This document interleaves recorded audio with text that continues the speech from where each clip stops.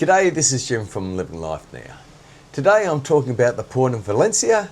We've just left there after spending the day there, had a gypsy good time. It's 8:30 at night and the sun's going down, and it should be down in a cradle by about 9:24 today.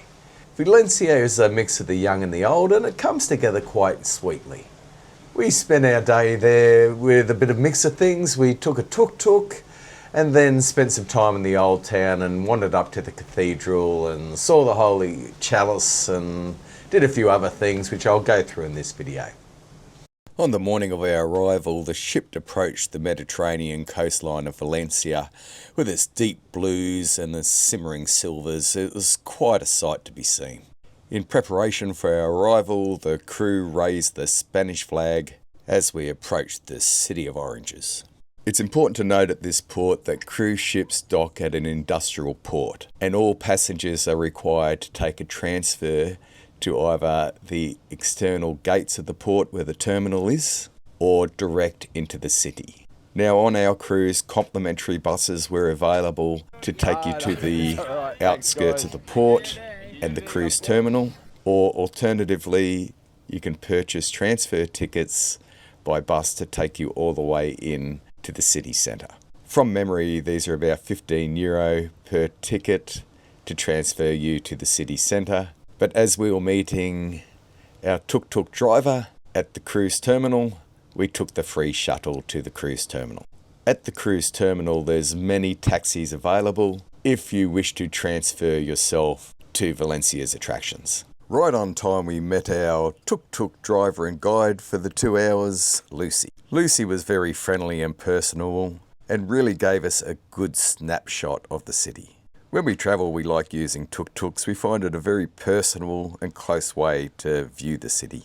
Lucy wound through the streets, pointing out history and legends and quirks of Valencia along the way. Our first stop was at the port and beaches, where she pointed out the America's Cup and the locals or the tourist beach. We stopped at the City of Arts and Sciences, which was a striking futuristic architectural beauty. We just spent a bit of time walking around here and taking in the architecture without going into the buildings. The entire complex is set against reflecting pools and landscape walkways, giving it a serene, almost outer-worldly feel. Many describe it as something out of a sci-fi movie.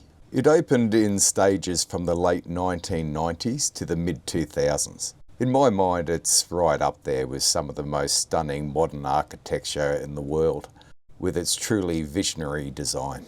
As we moved through the tour, Lucy showed us how the old town was laid out, and the Sereno Towers and the old city gates, as well as drove us through the middle of Old Town, pointing out the churches and the historic centre. As we were first-time visitors to Valencia, we found this a really good snapshot to take at the beginning of our day so we could decide which of the many attractions to explore further. Lucy was great. She really personalised the experience for us and stopped when we wanted for the photos and engaged well with us. All in all, I would really highly recommend a 2-hour tuk-tuk ride through Valencia. So after our tour had concluded, we tipped accordingly to our experience and said goodbye to Lucy. Lucy dropped us at the external walls of the old town so we could make our way into the centre squares and cathedrals. Now we wandered the quieter streets on the outskirts of town, took in some shops to buy some trinkets and look at the local artisan crafts before arriving in the hustle and bustle of centre Old Town. We started with a visit to Central Markets, which opened in 1928 and is a masterpiece of modernist architecture. It's got soaring iron columns and colourful stained glass, decorative ceramics, and is one of the largest and most beautiful fresh food markets in Europe. I was surprised at the amount of locals in there, given its location in the centre of Old Town. One word to describe Central Plaza or Town Hall Square is busy. Although it's absolutely beautiful with its ornate buildings, and it kind of has a sense of grandeur. There's wide, elegant open spaces surrounded by cafes and places to eat, but we decided just to move a little bit out of the busyness of the town square and find something to eat a couple of blocks out. as I found Central Plaza a little bit overwhelming. It just overwhelmed the senses with so much going on, people everywhere, and a real high amount of energy. But if you really want to soak up the rhythm of the city, this is the place to be. But maybe not in the middle of summer, peak season.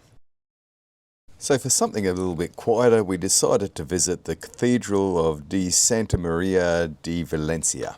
And we're glad we did. It is one of the city's crown jewels, and it's a place of history, legend and faith intertwined. Built on the site of a Roman temple and later a mosque, the cathedral was consecrated in 1238, after Valencia was reconquered by the Christians. The architecture is mainly Gothic, with a bit of Romanesque and Renaissance thrown in there, reflecting the centuries of change. The interior feels quite serene. It's rich in detail of the vaulted ceilings and chapels and gilded altars. But its biggest claim to fame is the most famous relic, the Holy Chalice. And it's kept in a small chapel.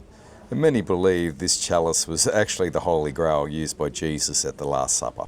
If you put beliefs and facts aside, it's definitely worth a visit to see this artefact. Another worthy thing to do in the cathedral is climb the bell tower.